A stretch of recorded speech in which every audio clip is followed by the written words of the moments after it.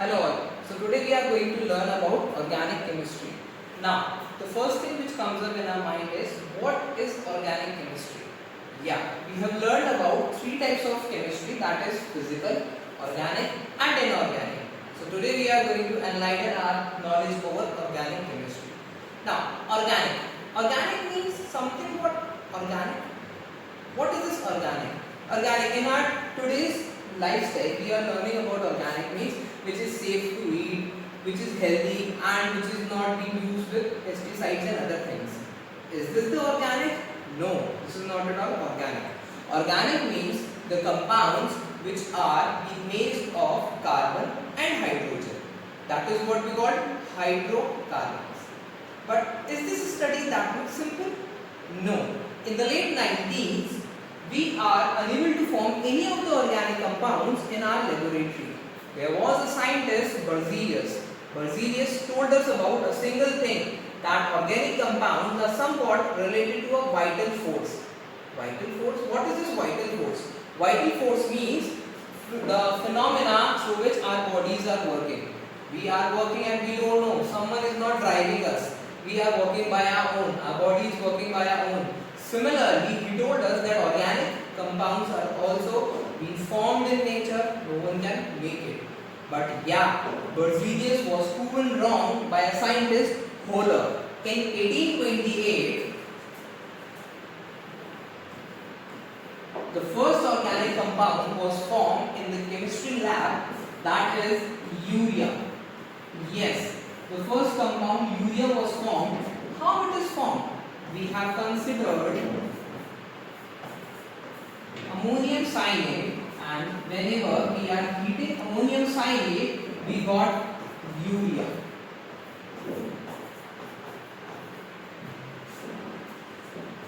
Is there any molecular rearrangement or the change of molecular formula? Yes, there is a molecular rearrangement only which happened in this reaction. So, is this the only reaction for the formation of urea? No, there are many reactions. For example,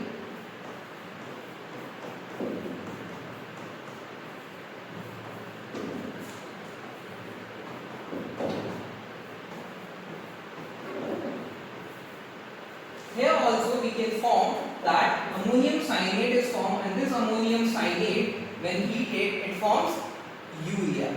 Yes, this is what the urea is. So somewhere now we got to know that during the molecular rearrangement we got the formation of urea. Okay, so here we comprises our things that organic compound is a thing which can be formed inside the labs.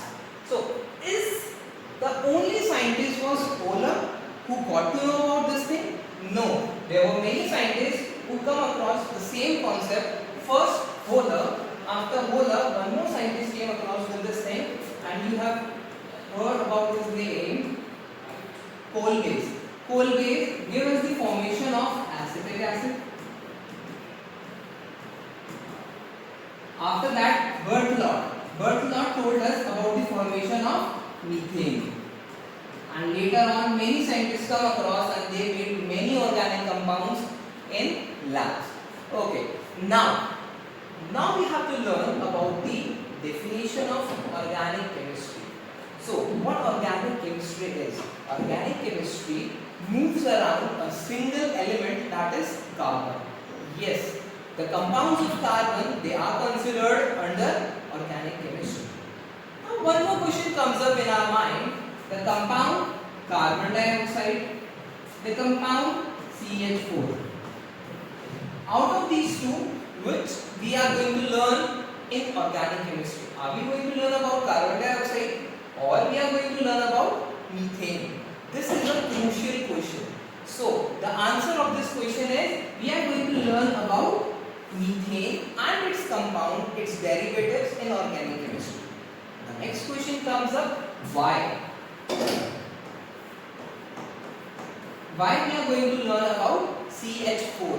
So, the reason behind it, whenever we are learning about the formation of compounds with carbon, there is a single thing, that is covalent bond.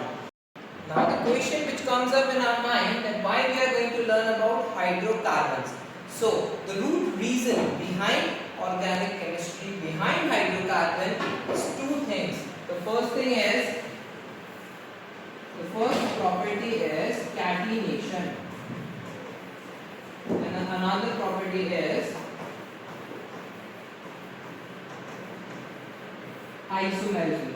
Now, what do we mean by the term catenation? Now, what catenation is? Catenation is the linkage of a same element forms to the lead to the formation of long chains. For example, if I am attaching carbon and carbon, at the same moment I am attaching sulfur,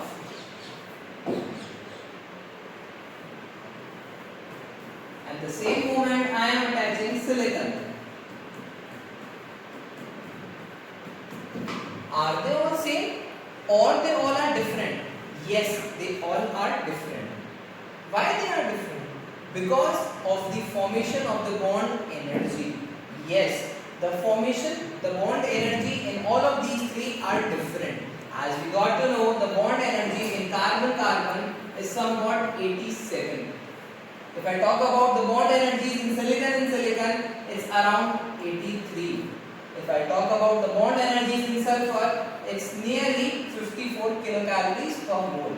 So, if a bond is formed with more energy, it is more stable and it forms a very good bond. It forms a very stable bond. This is what organic chemistry gives a way out. Now, similar way, the carbons are forming different bonds and they are making different structures. Now, so this point is clear that what catenation is. Catenation is the linking of same element and forming a chain-like structures. So why we are considering carbon? Because the bond energy of carbon is more. Okay, so as I told you that we are going to learn about CH4, not carbon dioxide.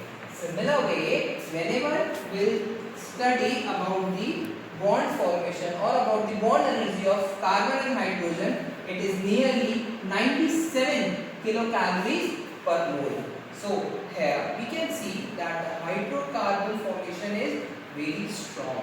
The bond energy is very strong. Hence, the organic chemistry is the study of hydrocarbons. So, till now we got to know that organic chemistry is the study of hydrocarbon. This is it. Are we going to learn about this thing only? No, there is an addition. As soon as we started studying about organic compounds, we got to know that organic compounds is just not only about hydrocarbons. It's about hydrocarbons and their derivatives.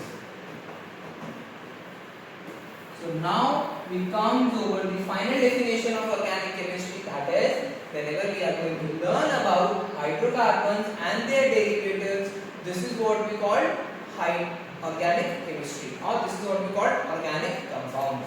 How we are going to learn about it? Just see. Whenever I am having a simple compound CH4 and I am reacting it with chlorine in the presence of sunlight, what it will do? It will simply lead to the formation of chloromethane. That is, it substituted one of the hydrogen with chlorine and led to the formation of CH3Cl along with the byproduct of HCl. This reaction will continue and it will keep on replacing hydrogens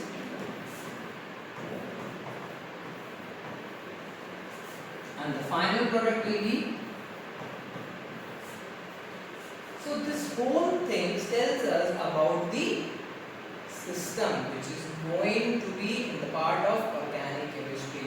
First, the hydrocarbon was there, then chlorine was substituting it, and it leads to the formation of carbon tetrachloride, which is a separate, totally different compound. So I guess it is clear that what organic chemistry is, what all things we are going to learn about in organic chemistry.